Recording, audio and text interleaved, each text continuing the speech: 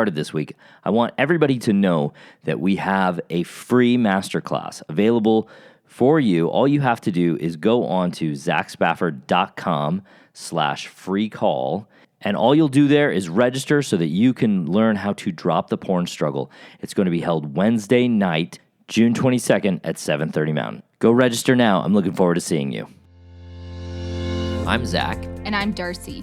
Did you know that pornography doesn't have to destroy you or your marriage? We're the parents of 8 active members of the Church of Jesus Christ of Latter-day Saints, and we love to help people just like you. We're here to share hope and healing as we take you through our journey and the journeys of our amazing clients to greater joy and love. Come grow with us to a happier, more meaningful life. Welcome to the Self-Mastery Podcast. Hey, everybody, and welcome to another beautiful Mastery Monday here on the Self-Mastery Podcast. Sometimes I think it's funny that I have that radio voice.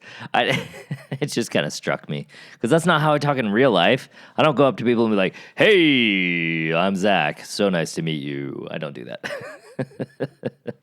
Maybe you do that, and so this is like totally the normal voice to be doing, to be talking in, but...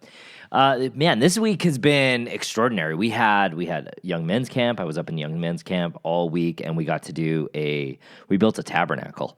We built like a real tabernacle. It's a replica of the ancient tabernacle, so it's super cool.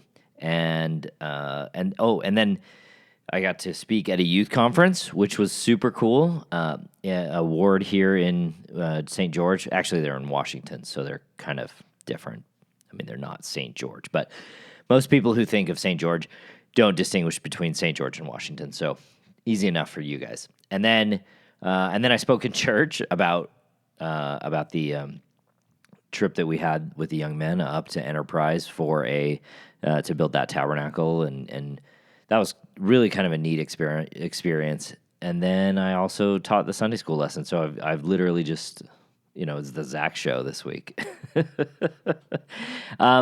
This week on the podcast, we're going to discuss your cycle of avoidance and how to recognize what is going on for you around this cycle and a few things that you can do to help remove yourself from that cycle. And we've talked about experiential avoidance. You might call it buffering. Sometimes we call it buffering in episodes 5, 6, and I think 135. And I'll link to those episodes in the show notes.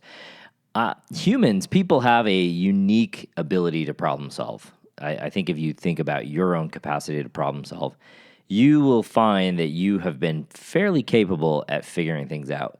Really, from the beginning of human existence, we have learned how to survive in the world because we've figured things out. And one of the 3 things that our brains are designed to do is to avoid pain. That's one of the things that we figure out, is how to avoid pain. And if you have listened to this podcast from the beginning, this is not a new concept to you. We've talked about it quite a bit. But if you think back thousands of years ago, when we had to hunt and grow our own food and physically provide safety and shelter from the elements of this world, if you think about all those things that we had to do, avoiding pain was essential. It was an everyday activity. And over the years, we have learned that avoiding pain helps keep us alive. In the physical world, this is extremely important. Imagine if your house was on fire, what would you do? I imagine I would make sure my loved ones were safe, and I would run as fast as I could around the house, gathering up people and getting out. And I would do everything in my power to avoid the hot flames, and in doing so, I would keep myself safe. And by avoiding that fire, it makes it possible to continue on living. That's the whole premise behind this concept of avoiding pain. And we tend to react to our psychological pain in the same way that we react to our physical pain. And that can be a little bit problematic, because if you run around and you run away from your psychological pain, then you will find that you are creating buffers, you are avoiding your experience, that sort of thing, right? For instance, you might find a stressful workday happens, and then instead of dealing with the stress in a productive way, you might avoid your feelings by engaging with pornography. So another example might be that you could approach your spouse for physical intimacy, and you feel that you've maybe received no answer, or maybe you feel rejected. So instead of going through the process of feeling rejected, you run away from that, and you might turn to pornography. You might have a stressful day with the kids and turn to chocolate to relieve some of that stress. Our brains think that avoiding pain inside our head is the same as avoiding pain on the outside. When we try to problem solve psychological pain in the same way that we did physical pain, it often leads us further down the path of discomfort over the long run.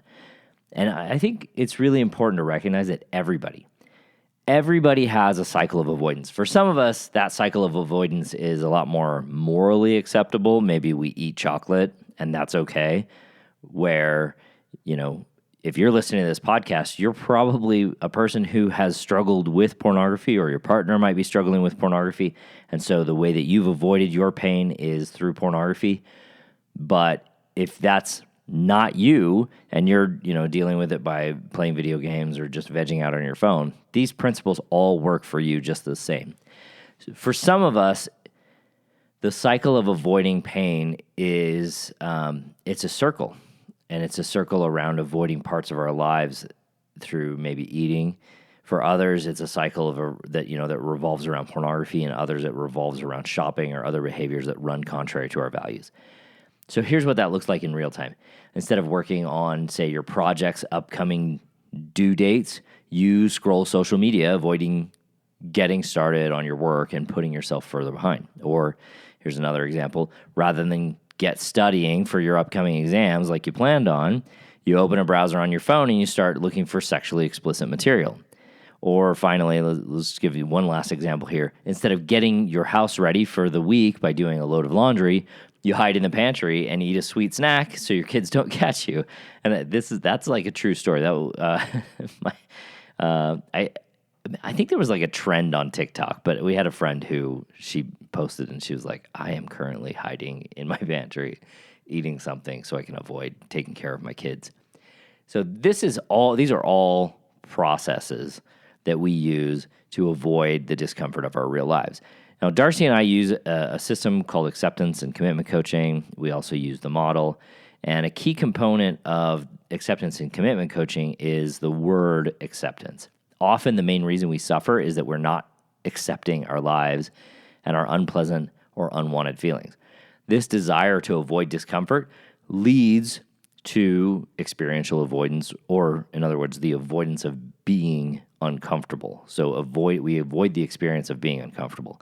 If we really want to avoid pornography or any other unwanted habit, we actually have to accept these uncomfortable feelings and learn how to deal with them directly. So these kinds of avoidance behaviors are like getting stuck in a roundabout where any exit point that you see that's available to you will, that it's going to be an uncomfortable process to get into that exit point. So I don't know if you, we have a lot of roundabouts here in St. George, more than I have seen in a lot of other cities that I've lived in, but I've lived in, in Europe, they use roundabouts quite a bit. And those exit points, sometimes they're hard to get to because you're on an inside lane and you have to get to the outside lane before you can do an exit, and it's a really quick turnabout. And this is the same thing that's happening for us. So instead of getting out of the cycle, we stay put. We circle around the same unwanted behaviors over and over again. Experiential avoidance is an unsustainable attempt to avoid the experience of discomfort in our lives, and often it creates this long-term negative effect. So how do we resolve this? We start by accepting these feelings as valid and deal with them up front. I think I've talked about this on the podcast, but I love to talk about this at church. When we talk about the purpose of our lives, I often think back to the scripture, 2 Nephi 2:25, men are that they might have joy.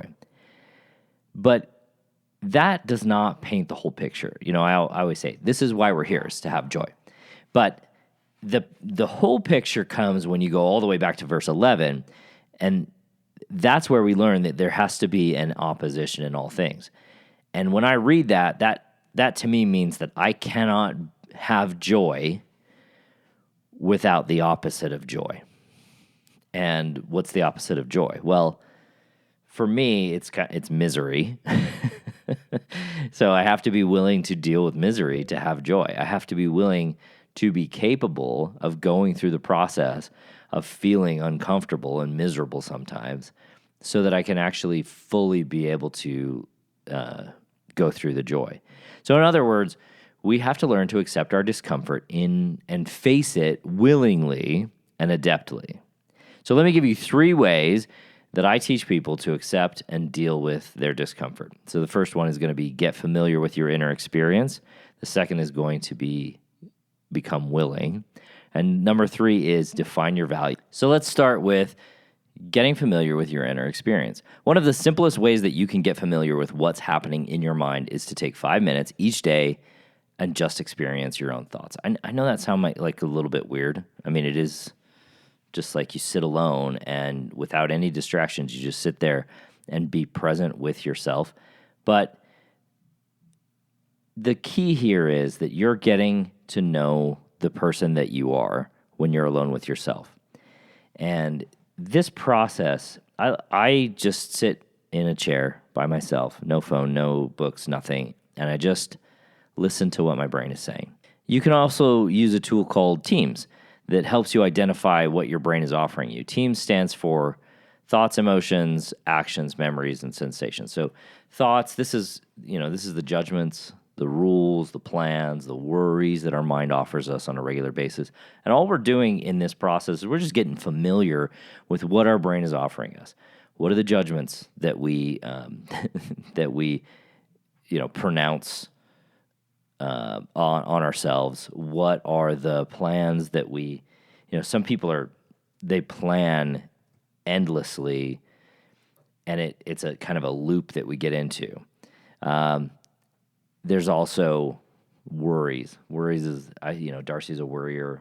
We have a friend who says that worry is a poor use of the mind. And this is just about getting clear about what your brain is doing, getting familiar with the internal workings of our brain, because a lot of times what we're doing is we're just kind of going along and we don't really stop and think and see what's actually happening inside. Next is emotions. This can sometimes be a difficult process because, as I've said before on the podcast, many of us feel like we're only allowed to have 3 emotions: angry, hungry, and horny. And this is really a process of identifying which emotions you have and creating a vocabulary around those emotions. Getting clear that you are experiencing these as a matter of daily life instead of only every once in a while when everything blows up. And once you know what these are and how to identify them, and we're going to talk about how to deal with them later, you're going to be much more capable of dealing with them once you know what they are. Next is actions. So what do you tend to do in given situations? What urges, longings, or cravings do you experience, and how do you follow through with those promptings? And then memories. Now this one you might be like, wait, what is this? This is where we pay attention to past memories of maybe interactions or events and how they're affecting us.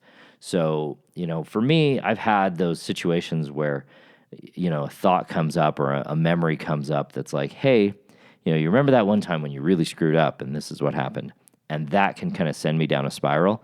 So this is just you paying attention to those and knowing what they are and how they're interacting in your brain. And then finally, sensations. What are the physical sensations that you have? How do you usually deal with them? So Teams is a process of introspection that gives you a clearer picture of why you are choosing pornography or really any other experiential avoidance or buffer that keeps you from being the person that you want to be. The next is becoming willing.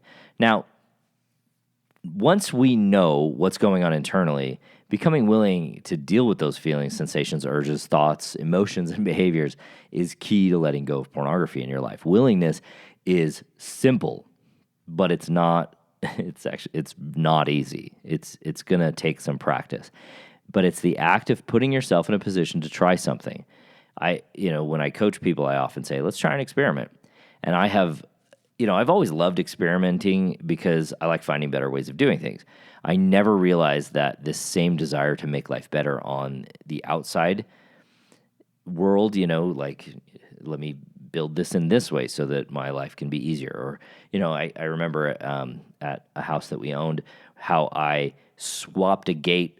I swapped the hinge mechanism on a gate that we had all the way around. It swung in the opposite direction with the hinges on the opposite side so that it was a more smooth transition. It was a more natural transition. That's kind of the experimenting that I have done externally, but doing this same kind of experimenting internally on our internal mind frames and on our internal psychology, it is an amazing way of solving the problems that are plaguing you, and especially pornography. So fortunately, I started experimenting with different ways of overcoming pornography, and it began to yield these tremendous results. Being willing means that you engage the courage that you have internally to experience unpleasant parts of that team's experiment that we just learned about. This willingness is an experiment in going through discomfort, the same kind of discomforts that everybody feels, and it requires only one thing, that you act in ways that take you outside your comfort zone and more closely aligned with your values. That's all it is, okay? So the last one is define your values. So you kind of have to do these steps pretty close together, because if you don't know what your values are, how can you be willing to create experiments that take you towards them, right? But as you think about who you want to be and what experiments you want to run to step outside your comfort zone, you really want to be super clear about your values. The values that you have are the guiding principles of your life. Most of the people who buffer, I hate to admit this, but I have had a value of being comfortable. I think most people have an unspoken value of being comfortable. Now, if we're being our best selves, we don't say, "Oh, I just want to be comfortable." But the reality is most of us like to be comfortable. And that may be a value that you can do without at this point, because you've been comfortable for long enough. And that's one thing that I found for myself, is that when I decided that being comfortable was no longer a value and getting things done was a value, or personal growth or self-development were the values that I wanted, then I made decisions that didn't lead me towards comfort. Within the membership, we have this great module on how to create and begin following your values, and it's a really great deep dive into the concepts that we talk about here on the podcast. But as you work to identify your values, your actions will begin to come into focus, and you're going to start to see whether or not they actually fit into the values that you have or not. As that becomes more clear, your choices become more clear. And then acting in the direction of your values becomes a lot more likely. So I want you to just kind of think about all of those steps together.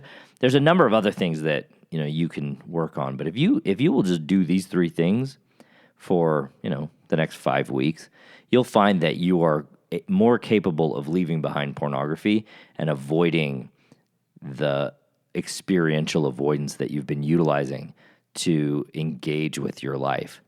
These 3 skills, getting familiar with your inner experience, becoming willing, and defining your values, are essential to help you overcome pornography in your life. They will help you get out of that roundabout and onto the path of avoiding pornography rather than avoiding your life. All right, my friends, I love you. Thank you so much for listening. Please leave us a review, and please share this with somebody who needs it. I'll see you guys next week. Thanks for listening to the Self-Mastery Podcast. Every day, Darcy and I work with amazing men and women to remove pornography from their lives and relationships. If you're ready to take the next step in your journey, let us help you. Sign up for a consult at zachspafford.com/workwithme, and you can set up some time for you or your spouse to meet with me or with Darcy, and we can help you get started on your self-mastery journey.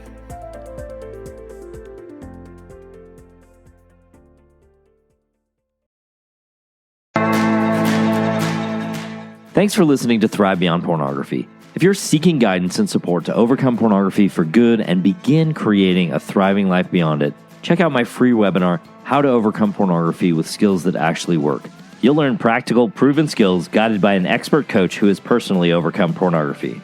Whether you're getting started for just yourself or along with your spouse, Darcy and I can teach you the tools that will help you put your life on the right path for you. Be sure to check out the show notes for a direct link, and if you could take a moment to leave a review wherever you listen to podcasts, it would mean the world to us. Your reviews play a significant role in helping others discover the show so they can join us on this transformative journey. Thank you for being part of the Thrive Beyond Pornography community. Until our next episode, stay strong, stay focused, and keep thriving.